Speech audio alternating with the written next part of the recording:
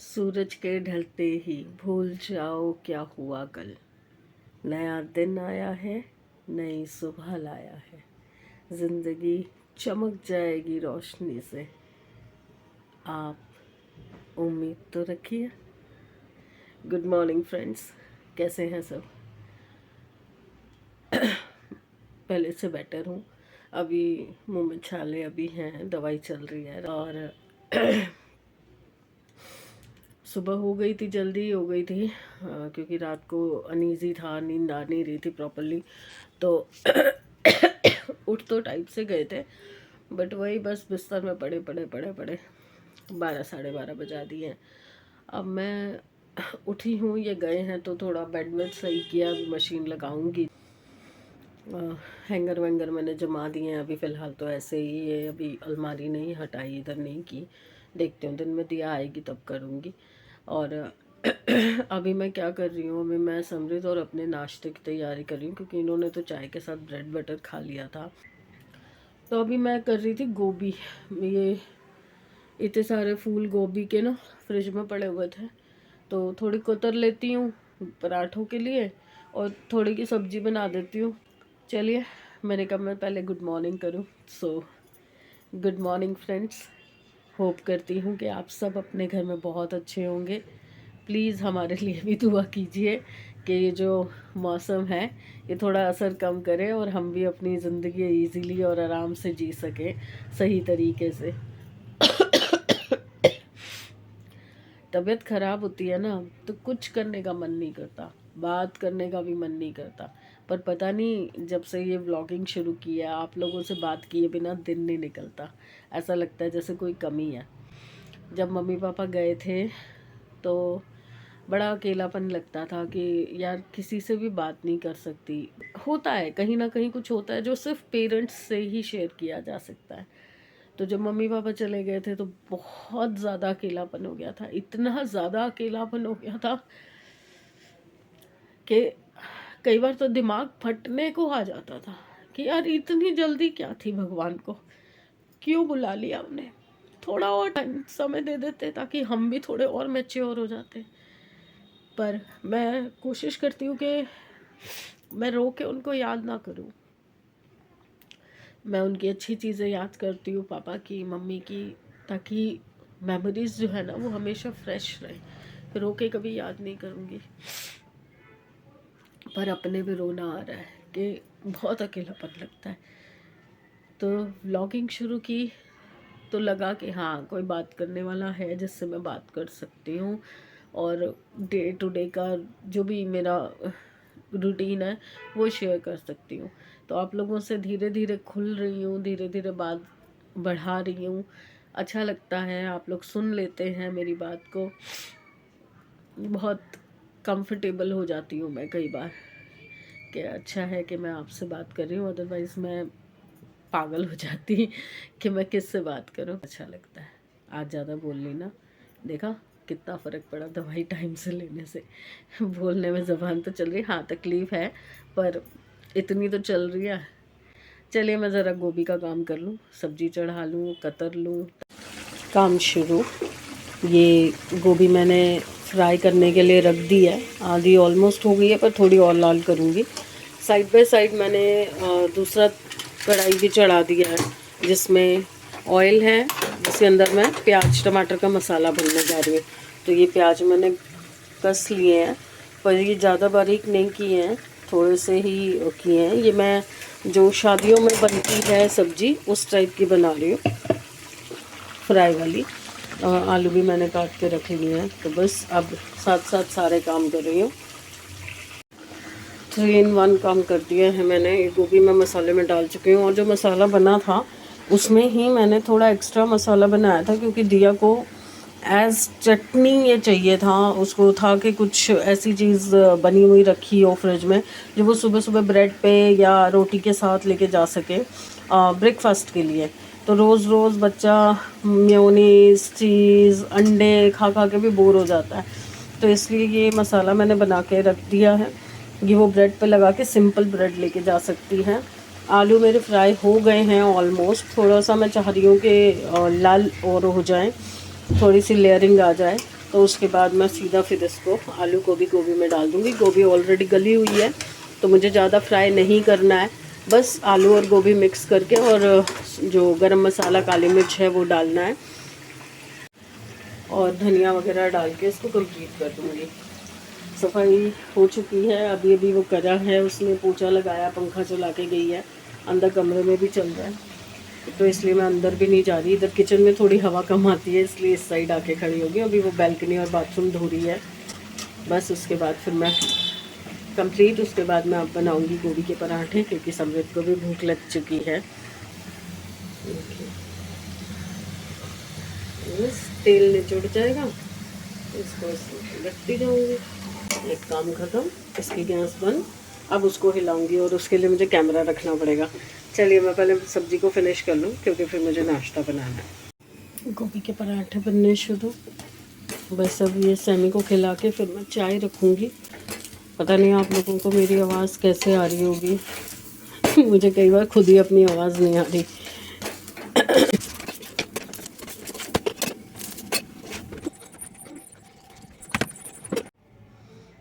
कितना ही जल्दी जल्दी कर लूँ, कुछ भी कर लूँ मैं, चाहे सुबह 8 बजे उठ जाऊँ, 7 बजे उठ जाऊँ, खाना पहला जो कोर है 3 बजे मिलेगा। काम करते करते यही टाइम हो जाता है और नॉर्मली हर हाउसवाइफ का यही हाल है, क्योंकि या तो अर्ली मॉर्निंग वो नहा धो के खा ले और नहीं तो जिसको आदत हो कि वो काम करके ही खाएगी, तो काम जब तक ख़त्म नहीं होता ना ये टाइम हो जाता है। शादी से पहले मुझे याद है जब मैं जॉब नहीं करती थी उस टाइम पे मैं घर पे होती थी तो मैं 11 बजे नेट सब काम करके निपट जाती थी, खाना बन जाता था, सफाई भी हो जाती थी, कपड़े भी धुल जाते थे और उस टाइम पे तो छत पे सुखाने जाना पड़ता था, तीसरी छत पे। तो सब करके मैं 11 साढ़े 11 बजे फ्री हो जाती थी और फिर इस बीच में नाश्ता भी कर चुकी होती थी क्योंकि मम्मी और पापा का बनाती थी तो वो भी कर लेती थी। नॉर्मली मैं नहीं घर का काम करती थी शादी से पहले क्योंकि जॉब करती थी, पर जब मेरी शादी से पहले मम्मी की आंखों में मोतियाबिंद हुआ था तो उस टाइम पे लगातार 6 महीने मैंने घर पे ही बिताए थे, घर का ही सारा संभाला था। तो मम्मी को उस टाइम पे गैस के पास जाना मना था, कोई भी काम करना मना था, तो उस टाइम पे मैंने संभाला था, तो मुझे उस चीज़ का आइडिया है। और उसके बाद भी, शादी के बाद भी जब मैं जॉब नहीं करती थी तो घर के काम करती थी खुद से, सारे काम, मेड नहीं रखी हुई थी मैंने। तो 11 साढ़े 11 तक नॉर्मली फ्री हो जाती थी मैं और उसके बाद फिर टाइम पास नहीं होता था। अब ये है कि अब लेट उठो, लेट काम करो, शाम तक फिर सबके आने का टाइम हो जाता है तो फ्री टाइम मिलता ही नहीं है। तो वही जो सो लिए रात को सो रही है, थोड़ा कोई ना कोई काम लगा ही रहता है। अब नाश्ता करके फिर कल और परसों का जो व्लॉग था वो एडिट करूँगी 3 दिन का और वो फिर अपलोड करूँगी। चलिए अभी नाश्ता करके फिर मिलती हूँ आपसे। गद्दा बाहर फेंक दे, फेंको इसे, कोको का गद्दा बाहर फेंको।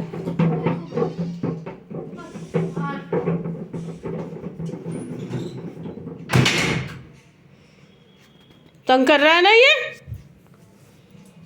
हाँ मैं क्या करूँ, मेरे को क्या बोल रहा है, मैंने ही तो बोला है उसे बाहर फेंकने के लिए। बस नहीं मिलेगा उसको सॉरी बोल दे, दिया को सॉरी बोल, जा दिया को मना, जा दिया को सॉरी बोल के आ, जा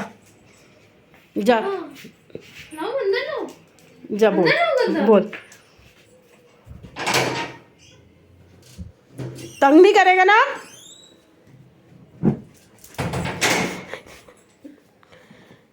खींच भी नहीं पाता बेचारा। चलो बैठ जाओ गद्दे पे बैठो, काटना नहीं है कोको, नहीं बैठ जा आराम से। काट रहा है ना, मैं फेंकती हूँ। क्या है, हट यहाँ से, फेंकूंगी मैं।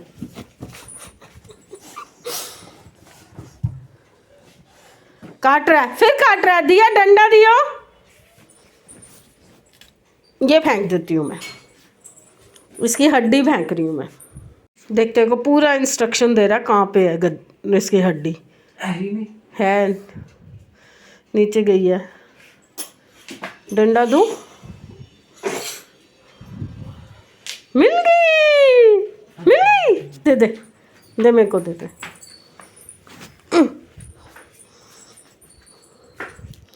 फेंको।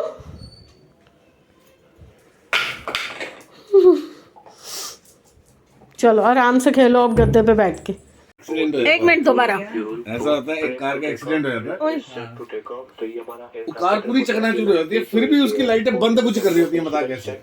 बहुत मेरे से आज आईक्यू क्वेश्चन पूछ रहा ना, लाइट चकनाचूर हो चुके हैं पर सब कुछ चकनाचूर है, फिर भी लाइटें बंद बुझ कर रही है, बताओ कैसे।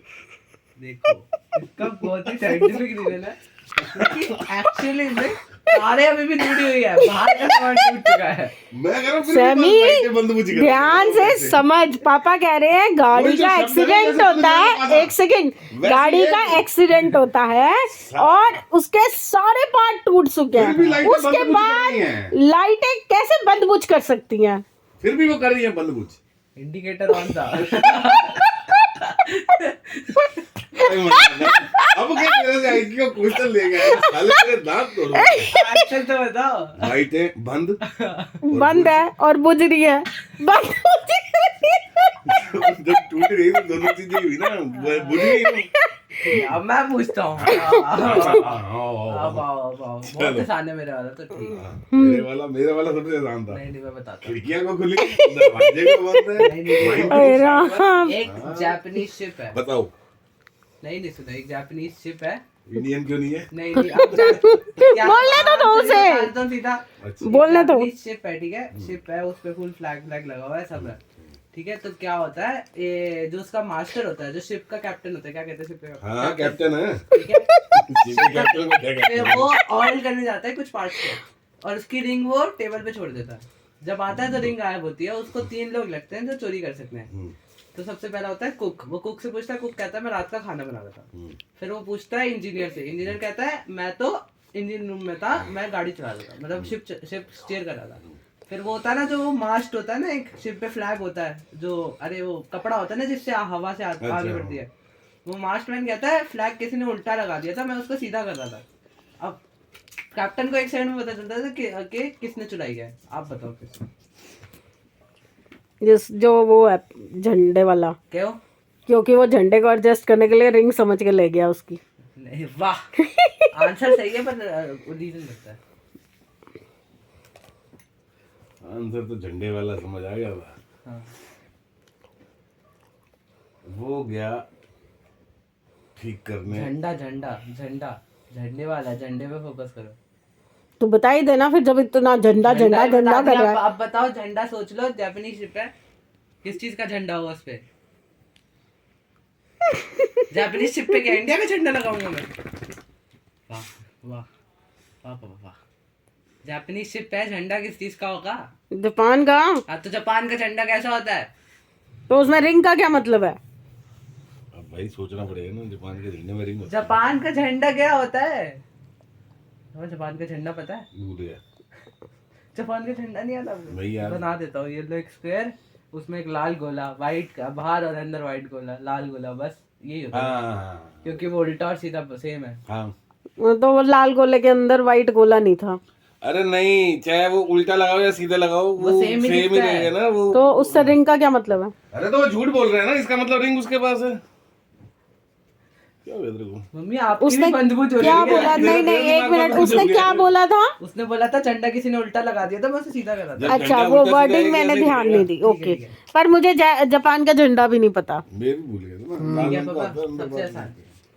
एक हिस्ट्री की टीचर स्कूल के पहले दिन में ये मर जाती आधी है। रात को हमें पकाने के लिए आया है। हिस्ट्री की टीचर स्कूल के पहले दिन एक मर तो ये जाती है। मैगी नूडल्स अपने बालों को करता रहेगा। सुनो तो, हिस्ट्री की टीचर पहले दिन मर गई स्कूल के। पुलिस वाले आए, पुलिस वालों ने 4 बंदे थे उस वक्त। अच्छा अच्छा, मैंने नहीं सुना, दोबारा दोबारा। हिस्ट्री की टीचर स्कूल के पहले दिन पे मर जाती है, अच्छा। कि उसका मर्डर हो जाता है। तो पुलिस वाले आते हैं और 4 लोगों को पकड़ लेते हैं। एक प्रिंसिपल, एक मैथ टीचर, एक कोच, बास्केटबॉल कोच, और एक प्यून।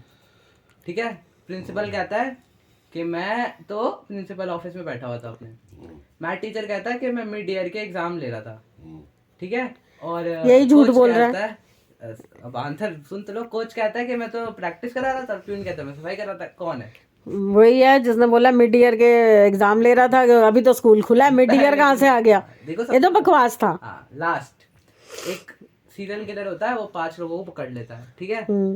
वो उनको बोलता है कि ये 2 पिल्स है, शुरू से दोबारा चल रात के 12:02 पे IQ टेस्ट हो रहा है। है और 2 पिल्स है, और सीरियल किलर ने 5 बंदे पकड़ रखे हैं। हर 5 को बोलता है कि इनमें से एक पिल में है पॉइजन, एक में नहीं है, तुम एक कोई भी खा लो, ठीक है, तुम्हारी लक के ऊपर है। पर 5 के 5 मर जाते हैं, क्यों? समझ नहीं आया क्या हुआ है। क्या दोनों गोली जहर की है, वो झूठ बोल रहा था। आपका आंसर गलत हो। जहर पानी में है। देखा, मैं आपसे ज्यादा इंटेलिजेंट हूँ यार, मैं सोच ही रहा था मैं आपसे ज्यादा इंटेलिजेंट हूँ काकू, मैं ज्यादा इंटेलिजेंट हूँ। पापा ने सोच रहे थे कि गोली खाई टै, उसमें पानी गोली खाई टै। था ना, अभी गोली खाई, पानी पिया, फिर मैं सैमी, स्टेप बाय स्टेप रात के बज गए 12:05, ठीक है, अब तू निकल ले और सो जा।